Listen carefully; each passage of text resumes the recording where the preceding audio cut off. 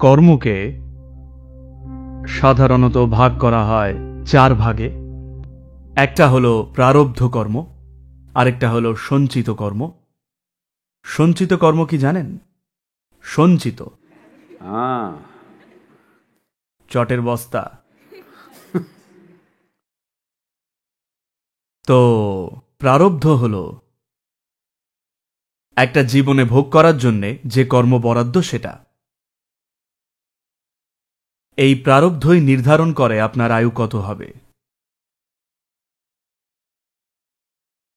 আমি যদি আপনার প্রারব্ধকে আজকেই শেষ করে ফেলি,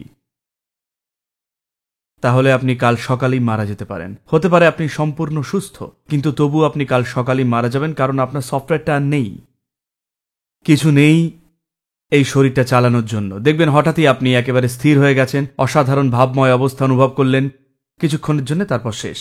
তাই আমরা কখনোই প্রারব্ধকে ছুঁই না, আমরা হাত দিচ্ছি সঞ্চিত কর্মতে। কর্মের একটা গুদাম ঘর আছে, যা কিনা এই জীবনে একেবারেই কখনো সক্রিয় হয় না। এটা কখনোই এই জীবনে সক্রিয় কিছু করে না, এটা এই জন্মে কিছু করে না ঠিকই, কিন্তু এ আপনাকে তথ্যের যোগানটা দেয়। তাই আমরা যদি সঞ্চিতকে বিলীন করে দিই, এটা একটা বিরাট গুদামঘর। এটা কোনো সাধারণ গুদামঘর নয়, একটা খুব জটিল গুদামঘর। যদি এটা বিলীন হয়ে যেতে শুরু করে, তাহলে আপনি দেখবেন আপনার জীবনে কিছুই পরিবর্তন হয়নি, কিন্তু কেমন যেন নিজেকে হালকা স্বচ্ছ স্বচ্ছ লাগছে।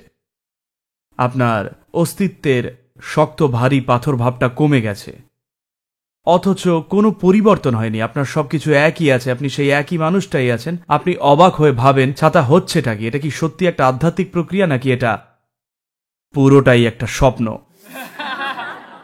আপনি একই আছেন, আপনার সমস্যাগুলো একই আছে, আপনার সবকিছু একই রকম, কিন্তু একরকম স্বচ্ছ হালকা প্রশান্ত ভাব রয়েছে দেহে।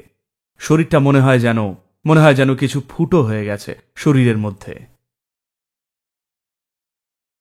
আপনি নিজেকে একটা ছাকনির মতো বোধ করতে শুরু করেন, কোনো ঘন ভারী কিছু নয়। এরকম হতে একটু সময় লাগতে পারে, কারণ এটা একটা বিরাট গুদামঘর। আমি যে জন্য আপনাকে এসব বলছি, তার কারণ আপনি যখনই আধ্যাত্মিক সাধনা করেন, আপনি কিছু ফলের আশা করেন, আর আপনাদের অনেকেই আবার জোর করে ফলটা তৈরি করার চেষ্টা করেন। কখনোই ফল তৈরি করার চেষ্টা করবেন না। আপনি যদি ফল তৈরি করার চেষ্টা করেন, তাহলে সেটা একটা কাল্পনিক ফল হবে, আর তার বেশিক্ষণ টিকবে না। ধরুন আপনাকে কেউ বললেন প্রেমময় হন। 3 দিন আপনি প্রেমময় হওয়ার ভান করলেন, আর আপনার মধ্যে হতাশা জমে উঠল। সবারই আপনার ভালোবাসাটা অদ্ভুত লাগছে, আর আপনার ভেতরে হতাশা জমে উঠছে, আর একদিন আপনি একটা বাজির মতো ফেটে পড়বেন। এমন ঘটেনি কি? খুব ভালোবাসা ভরা সময়ের পর এরকম হয় কি না? কারণ আপনি কিছু একটা হওয়ার চেষ্টা করছেন। আপনি নিজে যা, সেটার ভিতটা পরিবর্তন না করেই।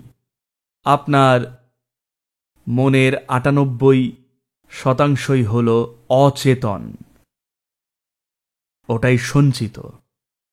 ওটা কখনোই সক্রিয় ভূমিকা নেয় না, অথচ সবসময় আড়ালে থেকে সবকিছুর উপরে প্রভাব খাটাচ্ছে। তাই আমরা কোনো দ্রুত আমূল পরিবর্তন চাইছি না, যে আগামীকালই আপনি প্রেমে গোলে ঢলে পড়বেন বা এরকম কিছু না। আমার তাতে আগ্রহ নেই। উদ্দেশ্যটা হলো শুধুই ভেতরের মাল মশলাটা ধীরে ধীরে খালি করে দেওয়া। বাইরের থেকে কেমন দেখাচ্ছে সেটা আপনিই খেলুন না হয়, সে আর কি এমন ব্যাপার। আপনারা দেখেছেন উইপোকাকে মাঝে মাঝে ভেতর থেকে খেয়ে নিতে, শুধু রঙের প্রলেপটা রয়ে যায়, আপনি সেটা ছুঁতে গেলেই বুচুক। তো উদ্দেশ্য হলো আপনাকে ওই রকম করে তোলা। শুধুই রঙের একটা প্রলেপ পড়ে থাকবে, ভেতরে পুরো হাওয়া।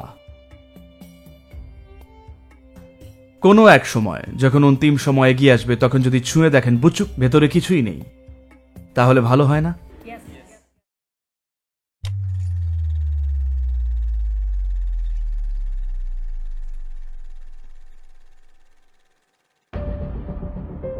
সমস্ত রকম জিনিস যা একজন মানুষের পক্ষে দেখা সম্ভব, তা আমি দেখেছি। আপনি যখন কিছু বিশেষ সীমাবদ্ধতা অতিক্রম করে জীবনের এক অন্য ক্ষেত্রে প্রবেশ করেন, তখন কিছু অন্য ধরনের শক্তি আছে যারা আপনাকে আটকাতে চাইবে। ওটাকে সামলানো আমার কাজ। আপনি আমাকে এন্টারটেনমেন্ট বা বিনোদন হিসেবে ব্যবহার করলে আপনাকে দুঃখ পেতে হবে। আপনি যদি আমাকে এক সম্ভাবনা হিসেবে ব্যবহার করেন তাহলে আপনি ধন্য।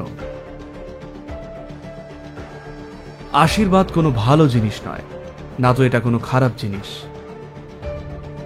বিশেষ করে এটা যখন আমার কাছ থেকে আসে, তখন এটা এতভাবে আসে যা আপনি কখনো কল্পনাও করেননি। আপনি যদি এক মুহূর্তের জন্যেও সত্যি নিজেকে সঁপে দিয়ে থাকেন, আমি আপনাকে পার করে দেব, সেটা নিশ্চিত।